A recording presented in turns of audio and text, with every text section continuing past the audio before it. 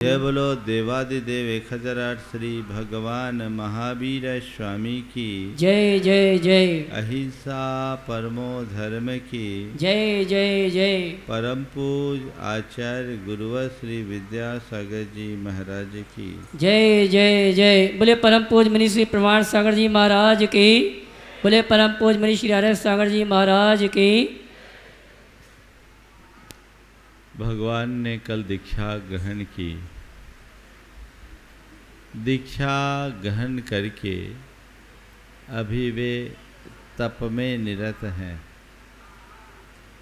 और आज उन्हें तप के फल के रूप में कैवल्य की उपलब्धि होगी, केवल ज्ञान की प्राप्ति होगी। जीवन में जब तक तप त्याग प्रकट नहीं होता तब तक जीवन के उत्थान का मार्ग प्रशस्त नहीं हो सकता। भगवान ने अपने जीवन में दीर्घकालिक तप किया। उनके तपस्या के क्रम में आप सब देखेंगे आज भगवान अभी आहार चर्या को निकलेंगे। 6 महीने का उन्होंने उपवास किया और उसके उपरांत 6 माह से अधिक उन्हें आहार का लाभ नहीं मिला। वे रोज आहार चर्या को समय पर निकलते, लेकिन उन्हें आहार का लाभ नहीं हुआ। आज इस संदर्भ में आप सबसे 4 बातें करना चाहूँगा। पहली बात, भगवान आहार को क्यों निकले। दूसरा सवाल, भगवान को आहार क्यों नहीं मिला। तीसरा सवाल, ये सौभाग्य राजा श्रेयांश को ही क्यों मिला। भगवान आहार को क्यों निकले, भगवान को वर्ष तक आहार क्यों नहीं मिला और ये सौभाग्य राजा श्रेयांश को ही क्यों मिला और इस दान का राजा श्रेयांश को क्या फल मिला। अब हम एक एक करके बारी बारी से इन प्रश्नों की थोड़ी सी चर्चा करेंगे। भगवान आहार को क्यों निकले। हम जब 24 तीर्थंकरों के चरित्र को पढ़ते हैं तो 24 के 24 तीर्थंकरों ने आहार ग्रहण किया। बिना आहार किए किसी को केवल ज्ञान नहीं हुआ। हाँ, ऐसे अनेक मुनिराज हुए हैं जिन्होंने दीक्षा ग्रहण की और सीधे केवल ज्ञान हो गया, उन्हें आहार ग्रहण करने की जरूरत नहीं पड़ी। बाहुबली भगवान ने 1 वर्ष तक तप किया और भरत चक्रवर्ती को तो एक अंतर मुहूर्त में ही केवल ज्ञान हो गया।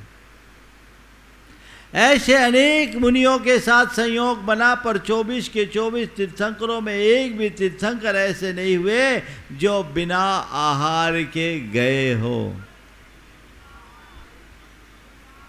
आप कभी इसके कारण पर विचार किए। इसके पीछे कुछ लोगों का कहना है कि भगवान लोगों को आहार दान का पाठ पढ़ाने के लिए आहार को निकलते हैं, पर मुझे ये बात सुसंगत प्रतीत नहीं होती, क्योंकि आहार दान की क्रिया एक धर्म की क्रिया है और धर्म का उपदेश तीर्थंकर जब तक उन्हें केवल ज्ञान नहीं होता तब तक नहीं देते। केवल ज्ञान से पूर्व तीर्थंकर भगवान किसी भी प्रकार का धर्मोपदेश नहीं देते। तो लोगों को धर्म का पाठ पढ़ाने के लिए वे आहार को उठे, ये मुझे नहीं जचता। आहार को क्यों उठे? इसलिए उठे कि शरीर अन्न का कीड़ा है और इसकी जरूरत तीर्थंकर जैसे महान आत्माओं को भी पड़ती है। बिना ईंधन डाले गाड़ी आगे नहीं बढ़ सकती। गाड़ी को आगे बढ़ाने के लिए ईंधन देना जरूरी है। तो वो ईंधन के लिए गए। शरीर अन्न का कीड़ा है और उस अन्न के कीड़ा रूप शरीर के लिए उन्हें आहार का आलम्बन लेना पड़ा, इसलिए वो गए। क्योंकि शरीर माध्यम खलु धर्म साधनम। बिना शरीर के धर्म का साधन नहीं होगा। तीर्थंकर महान तपस्वी होते हैं, वज्र वृषभ नाराज सनन के धारी होते हैं, लेकिन महातपस्वी होने के बावजूद उन्हें भी अपने शरीर के संधारण का ख्याल रखना पड़ता है।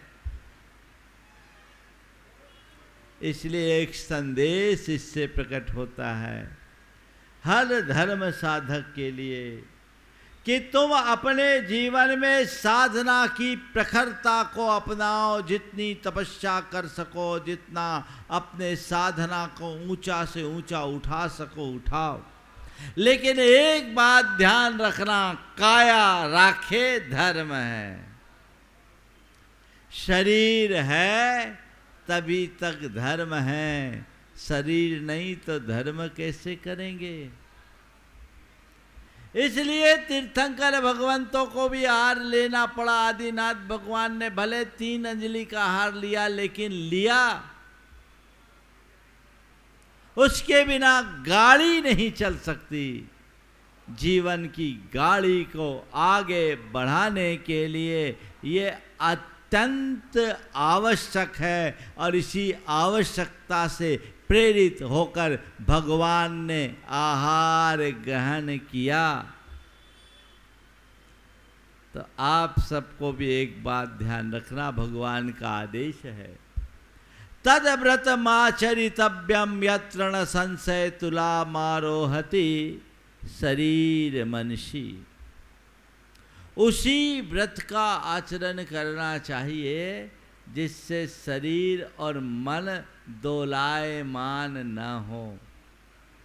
ऐसे ही व्रत का आचरण करना चाहिए जिससे शरीर और मन दोलायमान न हो। महाराज जी आपने अच्छा बता दिया। अब तो व्रत उपवास करना बंद और ऐसे ही घर वाले पीछे पड़े रहते थे। अब आपका रेफरेंस देके तो और थोड़ा बहुत करना चाहेंगे तो वो भी बंद हो जाएगा, है ना? नहीं, अभ्यास से शरीर को साधा जाता है।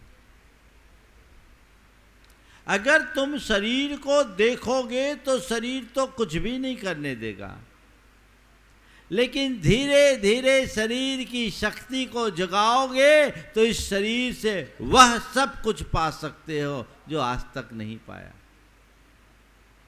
अभ्यास, तन को साधना पड़ता है और मन को बांधना पड़ता है। तन को साधो, मन को बांधो। धीरे धीरे अभ्यास कर करके जितना साध सको अपने तन को साधो और उसी अनुरूप अपने मन को बांधो। थोड़े से अभ्यास से तन सध सकता है। तन को साधना कठिन काम नहीं है, लेकिन तन से को साधने से कई गुना कठिन मन को बांधना है। तुम 10 दिन का उपवास रख सकते हो, पर 10 मिनट के लिए प्रभु चरणों में अपने मन को समर्पित नहीं कर पाते। मन भागता है, तो भागते हुए मन को बांधना पड़ता है तत्व ज्ञान की रज्जू से। भगवान ने हमारे लिए यही संदेश दिया और कहा कि तुम्हारे लिए तन मिला है, तप करो, धीरे धीरे अभ्यास करो और अपने शारीरिक और मानसिक रिक्वायरमेंट को उत्तरोत्तर रिड्यूस करो। साधना और क्या है? अपनी शारीरिक और मानसिक आवश्यकताओं को घटाते हुए धीरे धीरे इच्छा से अनिच्छा की ओर बढ़ने का नाम ही साधना या तपस्या है। इसे घटाते चलिए, घटाते चलिए, घटाते चलिए। भगवान का यही उपदेश हम सबको है। तो भगवान ने आहार ग्रहण किया। एक मुनि महाराज आहार ग्रहण करते, क्यों करते हैं? आप लोग भी भोजन करते हो, हम लोग भी, आप भोजन करते हो, हम आहार करते हैं। आहार और भोजन में अंतर मालूम है? एक बार एक बच्चे ने एक बड़ा गहरा चिंतन दे दिया मुझे। आज से लगभग 26 साल पुरानी बात। एक छोटा बच्चा था, आता था। मैंने एक दिन उससे कहा कि जाओ भोजन कर लो, भोजन कर लो। उसने कहा महाराज हम भोजन नहीं करते, हम तो खाना खाते, भोजन तो पंडित जी करते। उसके घर के सामने एक 7 प्रतिमाधारी पंडित जी थे। तो बोले महाराज हम खाना खाते हैं, भोजन तो पंडित जी करते हैं। तो हमने कहा हम लोग क्या करते हैं? बोले महाराज जी आप आहार लेते हो। छोटा सा बच्चा था, 4 साल का। मेरा चिंतन गया।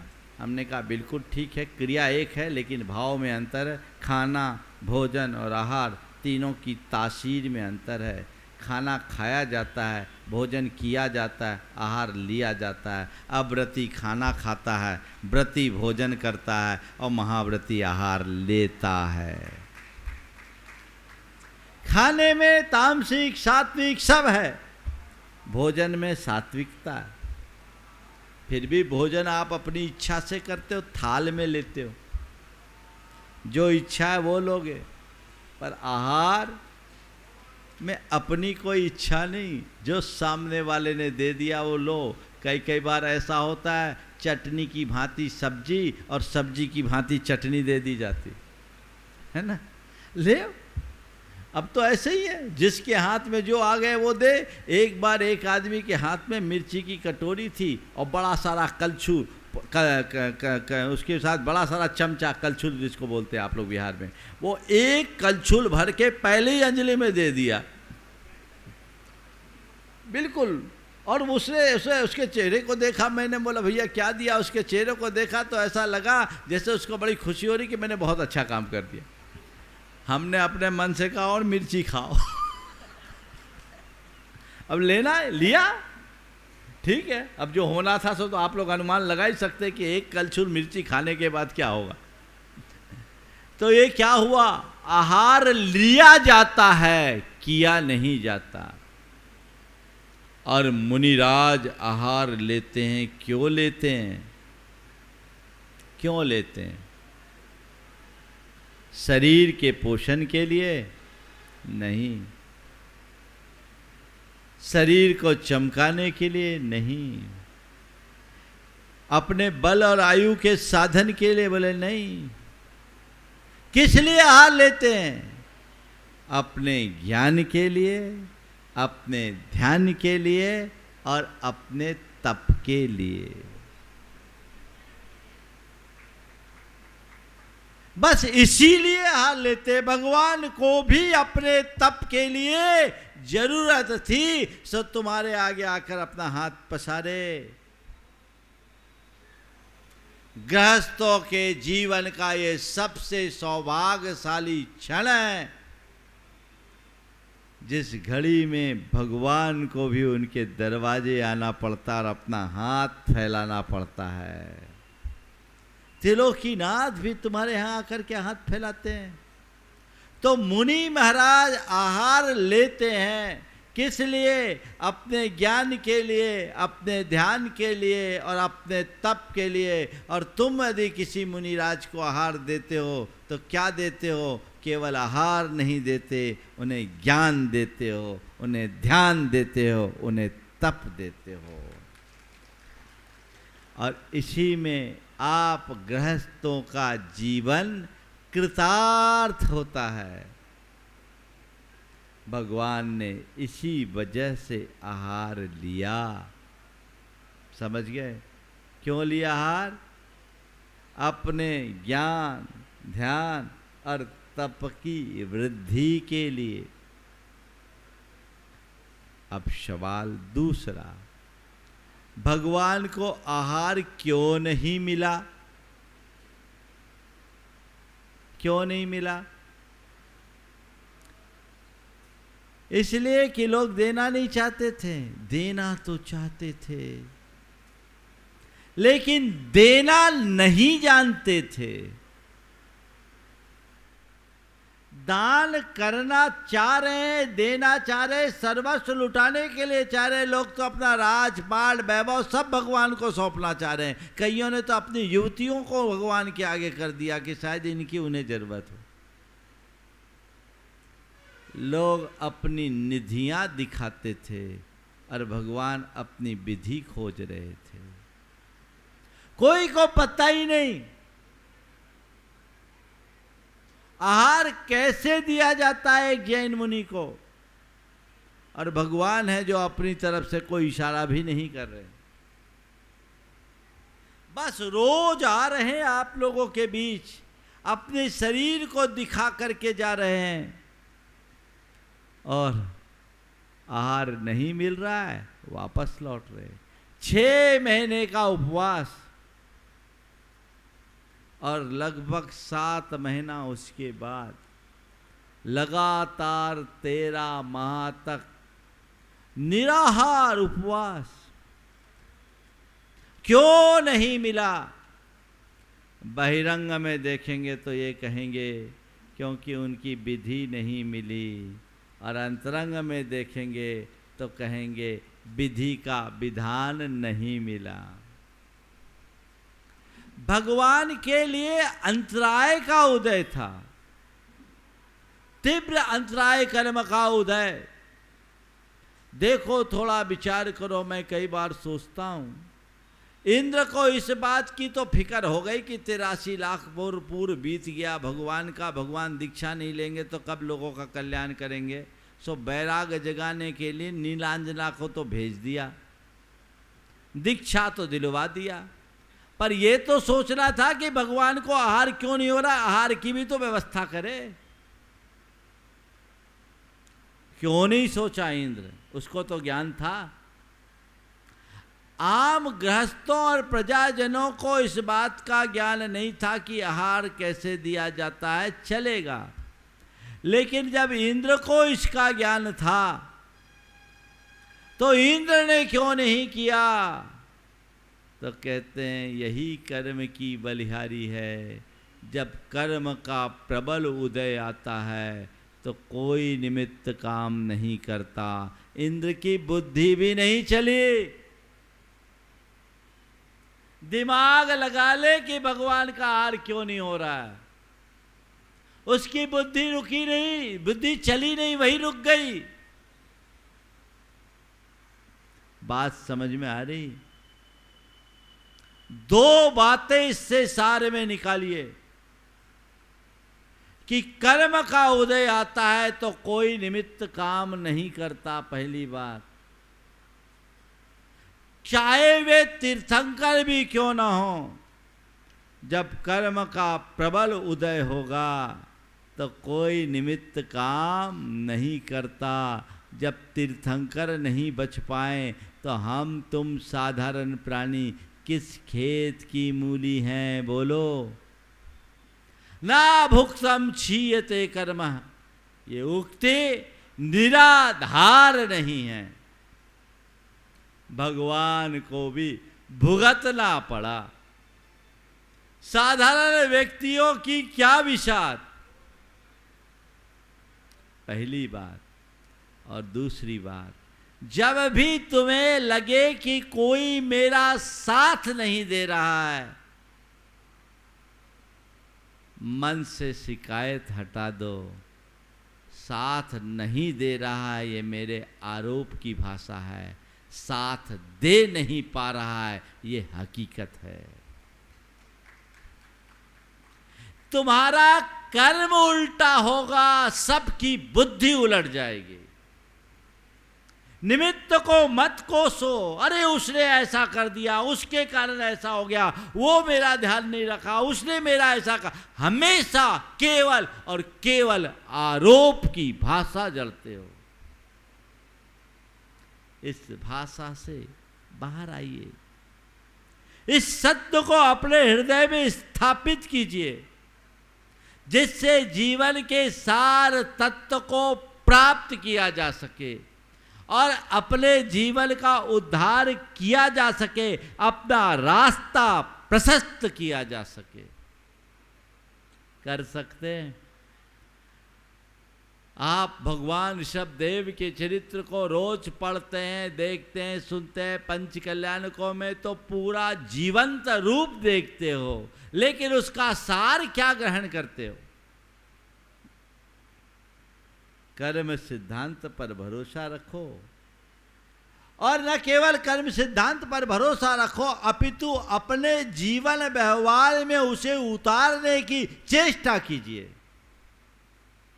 यदि कर्म सिद्धांत पर आस्थावान बनकर उसे आप अपने जीवन व्यवहार में उतारने में समर्थ होंगे, तो तय मान करके चलिएगा, आपके जीवन में अलग प्रकार की समता और स्थिरता प्रकट होगी, जो हर पल आपको सहज, शांत और सकारात्मक बना सकेगी। ये जरूरत है। तो भगवान को आहार क्यों नहीं मिला? कर्म का खेल विचित्र है। और देखो कैसा कर्म बंधा। एक बैल के मुंह में उनने मूषिका बांधी थी कई भाव पहले, ताकि बैल अनाज न खाए। बैल के लिए अंतराय डाला, व्यवधान डाला। उनके जीवन में तीर्थंकर होने के बाद भी व्यवधान आया। सोचो, आप लोग रोजमर्रा के जीवन में दुर्भावना पूर्वक कितने लोगों पर कितने प्रकार का व्यवधान डाल देते हो। ये पता है ये सब कहाँ जा रहा है? ये सब अंदर जमा हो रहा है। इसे तुम्हें ही भुगतना पड़ेगा। समझ गए? सब तुम्हारे नाम चढ़ रहा है। इसका भुगतान भी केवल और केवल तुम्हें करना होगा, दूसरे को नहीं। इसलिए अपनी प्रवृत्तियों में सावधान हो। कर्म के सिद्धांत का श्रद्धान होना चाहिए। भगवान महावीर का प्रधान शिष्य था राजा श्रेणिक। बंधा हुआ कर्म कैसे भुगतना पड़ता, मैं बीच में ये प्रसंग सुनाना चाहूंगा। राजा श्रेणिक को मालूम पड़ा कि उसे नरक जाना पड़ेगा, ऐसी कथा आती। वो भगवान के चरणों में बिफर पड़ा और कहा, भगवान मुझे नरक जाने से बचा ले। भगवान ने कहा वो तो जाना पड़ेगा। महाराज हम आपके इतने बड़े सेवक, इतना बड़े भक्त हैं, आप कम से कम कुछ तो रास्ता बताइए जिससे हम नरक जाने से बच जाएं। तो कहते हैं, भगवान ने कहा, श्रेणिक 3 काम कर ले। मैं 3 उपाय बताता हूँ, कोई भी एक उपाय भी कर लेगा तो तू नरक जाने से कुछ बच सकता है। बोले बहुत अच्छा है प्रभु, आपकी कृपा होगी। बोले कुछ नहीं, पहला एक काम कर कि तेरी दादी आज तक मेरे दर्शन को नहीं आई, तो मुझे उसे मेरे दर्शन के लिए ले आ। दूसरा काम, एक काल सौखरिक नाम का कसाई है जो प्रतिदिन 500 भैंसों का वध करता है, तो उसका 1 दिन का वध रुकवा दे। और तीसरा, जिनदत्त श्रेष्ठी के यहाँ एक दासी है देवदत्ता, तो उससे दान करा दे। आज तक उसने किसी को दान नहीं दिया। ये 3 काम मैं तुझे बताता हूँ, इन तीनों कामों में से एक काम भी करा दे तो तू नरक जाने से बच सकता है। सैनिक ने कहा, प्रभु आपने तो तीनों इतने आसान काम बताए, मैं तीनों करा दूँगा। सबसे पहले अपनी दादी के पास आया और दादी से कहा, चल आज भगवान महावीर के दर्शन कर ले। दादी ने बड़े घृणास्पद शब्दों का प्रयोग करते हुए कहा, मुझे वहाँ नहीं जाना, मैं नहीं जा सकता। सैनिक ने वन विहार के बहाने उसे रथ पे बिठाया और लेकर चला। जैसे ही रथ भगवान के समौ शरण की ओर मुड़ा, उसने कहा, अच्छा ये मुझे महावीर के पास ले जा रहा है, मुझे नहीं जाना। और उसके हाथ में एक तकुआ था, उससे अपनी दोनों आंखें फोड़ ली। आंखें फोड़ ली, भगवान का दर्शन नहीं। सैनिक अपना सिर पटक कर रह गया, हाँ ये क्या हो गया। अब दूसरी बार उसने सोचा, चलो देवदत्ता से दान करा दूं। एक भिक्षुक को देवदत्ता के पास भेजा कि दान दे दो। उसके मालिक ने उस पर बड़ा दबाव डाला कि दान दो, लेकिन देवदत्ता दान देने के लिए तैयार नहीं हुए। जब बहुत ज़्यादा दबाव डाला गया तो उसने भिक्षुक से कहा, ये जिनदत्त का दान है, मैं नहीं दे रही हूँ, वो दे रहा है। दान नहीं दे पाए। अब तीसरा उसने काल सौक्रिक से कहा कि तू एक दिन अपना बध बंद कर दे। उसने कहा, ये मेरा पुश्तैनी नहीं धंधा, मैं ऐसा नहीं कर सकता। राजा सैनिक ने कहा, तुझे जो लेना है ले ले, पर ये बध मत कर। बोला, मैं ये कर ही नहीं सकता, मैं तो बध करूंगा। राजा ने उसे उठाकर जेल में डाल दिया। राजा ने उसे उठाकर जेल में डाल दिया कि जेल में रहेगा, अब वैसे ही नहीं मिलेंगे तो बध किसका करेगा। तो उस बंदे ने जेल में अपने शरीर के मैल की बत्तियां बना बनाकर 500 बार भैंस की आकृति बनाई और उनका वध कर दिया। वध से मुक्त नहीं हो पाया। तब राजा सैनिक को समझ में आ गया, ना भुक्तम क्षीयते कर्म।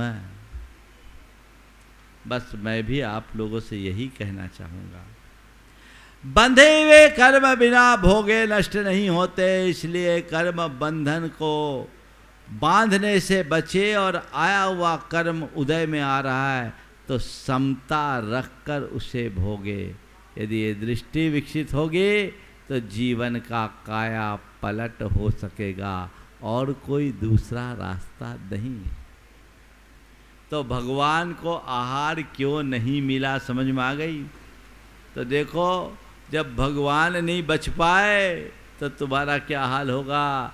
तय कर लो, मैं अपने जीवन में कभी किसी के लिए अंतराय नहीं बनूंगा, कभी किसी का दमन अथवा शोषण नहीं करूंगा। तीसरा सवाल, ये राजा श्रेयांश को ही सौभाग्य क्यों मिला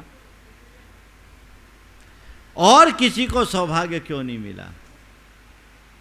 भरत चक्रवर्ती को नहीं मिला, बाहुबली को नहीं मिला, राजा श्रेयांश को ही ये सौभाग्य क्यों मिला। पता है? पता है आपको? राजा श्रेयांश को ये सौभाग्य इसलिए मिला क्योंकि 10 भाव पहले उसने रानी श्रीमती के पर्याय में मुनिराज को आहार दिया था। 10 भाव पूर्व जिसने आहार दिया उसका संस्कार अभी तक जीवंत था। इसका मतलब जो एक बार भाव सहित दान देता है तो उसके संस्कार भवांतरों तक बने रहते हैं। और यही संस्कार राजा श्रेयांश के सौभाग्य की वृद्धि का कारण बना। आपको बताऊं, आदि पुराण में लिखा है कि जब भगवान का आहार हुआ, राजा श्रेयांश को यह सौभाग्य मिला और आहार के उपरांत भगवान वन की ओर प्रस्थान कर गए। देवों ने पंचाश्चर्य दिखाया किया। का सब ये किया दिखाया। तो उसके बाद भरत चक्रवर्ती आकर के राजा श्रेयांश के बड़ा गदगद भाव से कहा कि हे राजन, हे श्रेयांश, भगवान में पूज्योसी कुरु राज्य तमद्दन, तम दान तीर्थ कृत श्रेयान महापुण्य भागशी। हे राजा श्रेयांश, आज तुम हमारे लिए भगवान की तरह पूज्य हो गए हो, तुम महान पुण्य भाग हो, क्योंकि आज तुम दान तीर्थंकर बन गए हो। क्या शब्द किया? दान तीर्थंकर। एक बार 10 भव पहले जिसने दान दिया, उस 10 भव पुराने दान के सुफल से वो दान तीर्थंकर बन गया। इसी बात को हरिवंश पुराण में इस रूप में लिखा, अभ्यर्चिते तपो वृद्धे दिवानाथे वनम गते। अभ्यर्चिते दिवानाथे तपो वृद्धे वनम गते, दान तीर्थ करम देवम देवा साभिषेकम पूजियन।